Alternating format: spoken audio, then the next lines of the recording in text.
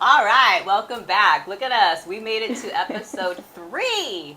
I'm so proud of myself right now.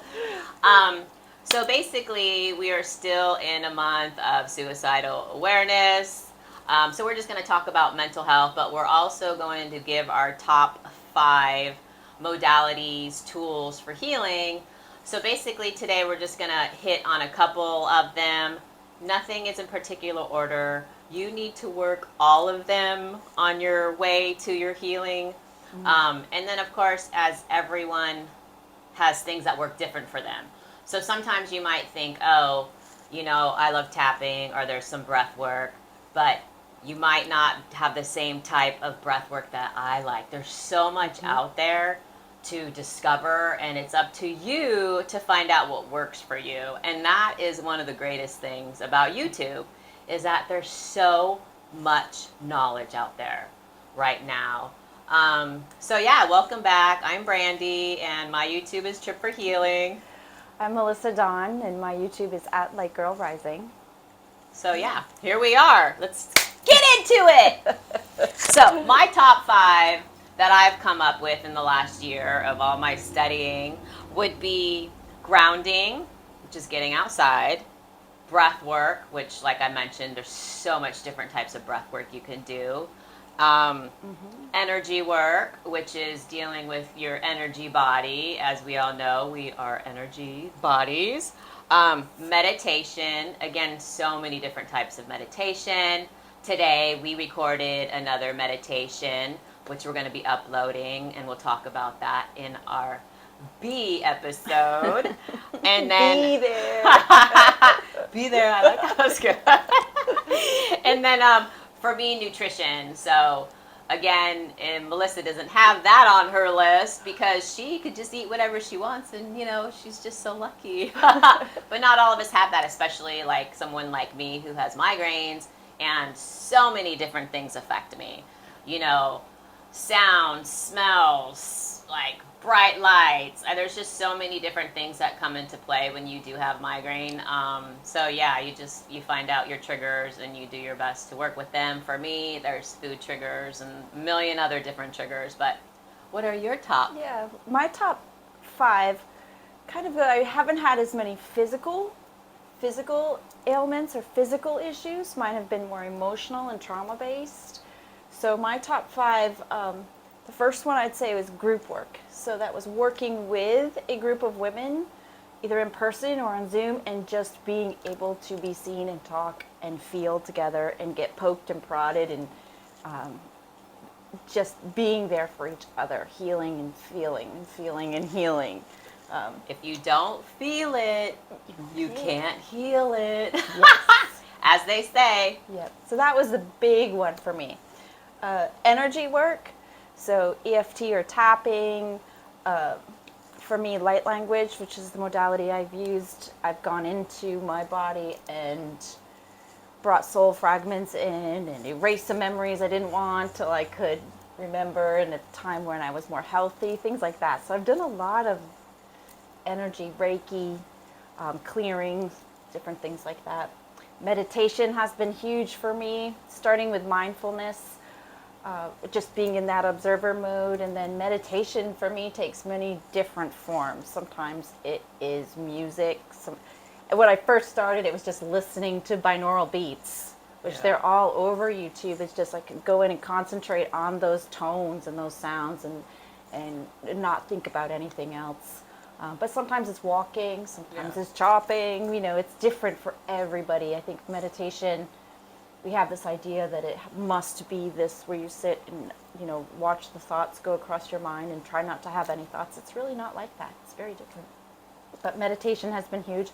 Earthing and grounding, just like Brandy said, I've been going outside with no shoes. I barely wear shoes, especially here in Flagler Beach. But even back in Maine, when I lived in Maine, as soon as I could take my shoes off, there'd still be snow on the ground, and I'd be finding all the grass patches, and getting my feet on the ground, earthing, grounding. And then my last one, food hasn't been an issue for me yet. maybe that's to come, but my last one is just human design, learning the mechanics of my body. It kind of, it's like explains a lot of things about me and why I think the way I do. Yeah. You know, and why I operate the way I operate. It's all in my design, and so that's been the most recent one of diving in there. So yeah, human design for me too. I've started getting into in the last year, and that's one thing we do love. And being together, I've learned Melissa's a projector. I'm a manifesting generator, and I feel like if you even have it, you're struggling of any kind, and you're wondering like, what is my life's path? What am I doing? Just to have recognition of some type of stuff, and you get into it, and you start to realize, like, oh, it's okay that we go back to I am who I am, and it's okay to be who I am. And then being around Melissa and understanding she's a projector, like I know how to show up as a friend for her in a different way than I ever have also, because I know her profile and what she needs, and then I also know what I need. So when we're together, we can have these conversations of, I'm a manifesting generator and I'm here to inform you, like these little things that we get how we work together as a team. And I also think when you have relationships with people, if you don't understand that, your quality of your relationships could be pretty shitty. And then people don't understand each other, and then they get offended about the way people are. Like, even with me and my migraines, I've realized in my life I frustrate a lot of people by the way I show up. But again, it's not my fault because of my migraine. But getting into human design, when I look at my profile as a 3-5, and I hear people talk about like being a 3, I also go, oh, yeah, that's also me. And being in my design of failing to show up in a certain way, it's not that I'm trying to do this, and I'm not trying to hurt anybody's feelings. It's just part of the way I came into this world, and I can't change that, Yeah, and for me, a projector is very interesting because in human design, there are 9 centers, and some of those centers are open and some of them are activated, and that describes if you have a sacral activated, most likely you're a generator. If you have a sacral connected to the throat, you're a manifesting generator. For a projector, you have a lot of open centers. And those centers, for me, I only have the top 3 centers activated: head, ajna, throat. Everything's open. And what I did not realize growing up or through all relationships, I'm taking in everybody's energy all the time. And so now it's going like, well, wait a minute, who am I? Is this somebody else's issue or is this mine? Because I'm amplifying whatever you have, I'm taking it in. And so it's a really interesting road for a projector to go, wait a second. I've been completely programmed with everybody else's energy. So you have to really step back and find your own. And it's quite an interesting journey. Yeah. So what she's basically saying is when she's with me and I'm in a great mood, she feels amazing. It is like shape-shifting. It is like shape-shifting, though, because I can be with you and then I'll start going like, I feel like Brandy. Or I'll be in somebody's house. I'm like, I feel like this person. Yeah. I have a friend. She's got 2 projector children. And she said her child goes to play at his friend's house. And he comes home. And he's acting like that child, and she has to have a conversation. You are not him. And I said to her, well, actually, he is, because he took on that energy while he was there. And it's really fascinating, going through a healing journey, going, wait a minute, what was mine? Right. Was that actually mine, or was that yours? Yeah. So it's maybe that's why energy work has worked with me more, but. So learning about myself, what is actually me? Yeah, and that's definitely something we just wanted to touch on today. Yeah. But we're going to touch on grounding, which a lot of people don't understand. It's really important to get outside, get your feet on the earth, get in the sun, look into the sun. We do have a sun meditation that Melissa did also on both of our YouTubes. But, grounding for people, if you don't really understand it, there's a movie you can watch. It should on YouTube. It's on my playlist on YouTube. But there's also, as far as just getting outside, there are also stuff you can buy that are called grounding mats, and you can buy those on Amazon, on the internet. There's now like grounding shoes. They have some flip flops out there. You can also purchase like some crystals for grounding. You can have those. I would pretty much recommend getting outside and then a grounding mat, which I do both. I have a grounding mat in my RV and sits in my kitchen. So basically, I'm cooking, I'm standing on it. But yeah, I mean, in the beginning of my journey, I was outside all the time, on the beach, walking for hours upon hours. Doing anything and everything I can to feel better, pretty much. Yeah, grounding for me, I watched the Earthing movie. So this man was working on poles and, doing grounding work on poles for electricity, and then decided like, yeah, how does this work for humans? So he did this whole study, and the Earthing movie is amazing. It'll give you all the science behind the process of earthing. And when I get a headache, if I get a headache, to me it's like I immediately go to energy. It's an energy, so I go outside, put my feet on the sand or on the grass, and just sit and let that energy flow through me. And really being outside and connecting to the earth has been huge. It seems like something so simple. I feel like rubber-soled shoes were probably one of the worst inventions ever, because it disconnected us from nature. So yeah, swimming, walking in the sand, walking in the woods. I remember walking in the woods in Maine one time. I had no shoes on. I'm just walking quietly through the path, and this man comes up, and he's like practicing for, walking the Appalachian Trail, and he's like, I am like out here making all this noise, and you're like stealth, like ninja. And I'm just like, no, all about grounding, Right. right? But yeah, it just feels good. It just feels good. And the earth is just so vital to. Yeah. The earth is us. We are it. And that connection is so important. And being outside in the sun. And I will say, for a long time after I was divorced, my skin was huge. I had issues with my skin. A lot of it was energy, anger, expressing, release. But it really was once I got here into the sunshine and was able to be outside more, it cleared up. Along with some other things, healing, feeling. Just the skin mostly cleared up. But I attribute it to being outside more. Yeah, and we are lucky. We are here at the beach, and we get to, pretty much every morning, we're out there walking on the beach. I spend probably at least 2 hours outside in the morning. I'm up early, take my dog out, especially before it gets hot here in Florida. So that's touching a little bit on grounding, just so we're trying to spark conversation with people. We would always love for you to make comments. What are you thinking? Any of that type of stuff. But another thing we wanted to tap on today is called EFT. And so EFT is about tapping really into awareness of what's going on in your body, right? Yeah, and it has to do with earthing and grounding. I mean, it's about the body.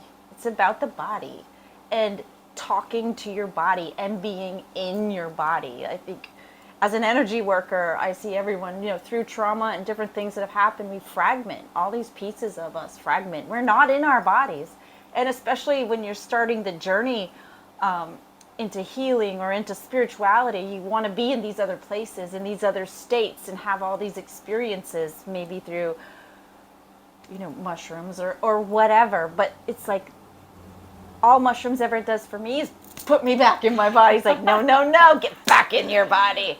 So EFT, emotional freedom technique, is just a way to communicate with your body. So you wake your body up by tapping on these acupressure points, and then you're speaking to your body. And to me, that's key, the speaking to the body. So when I was teaching school, I brought EFT into the classroom, and I was using it in the classroom with the kids because I could see their anxiety around testing, or, Miss Underwood, we're going to gym. Can we do some, tapping or some self-talk around, I get so competitive and I don't want to feel that way. So I'd have kids tapping before gym class, or tapping in the cafeteria. And it was interesting, one of them had to go to a counseling session with his mother because the babysitter wasn't there. So he was just sitting up in the back of the counseling session while his mom was talking to a counselor. And at the end, the counselor was asking the woman, like, have you ever heard of EFT? And she said no. And then my student from the back of the room was like, I know what it is. And he went and told the counselor and his mother all about EFT and tapping and why it works and what it's good for.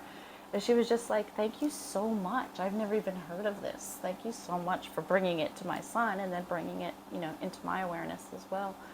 Yeah. So, and it worked for them. And yeah, I was part of a foundation that was creating, the Tapping Solution Foundation that was working through Sandy Hook Elementary.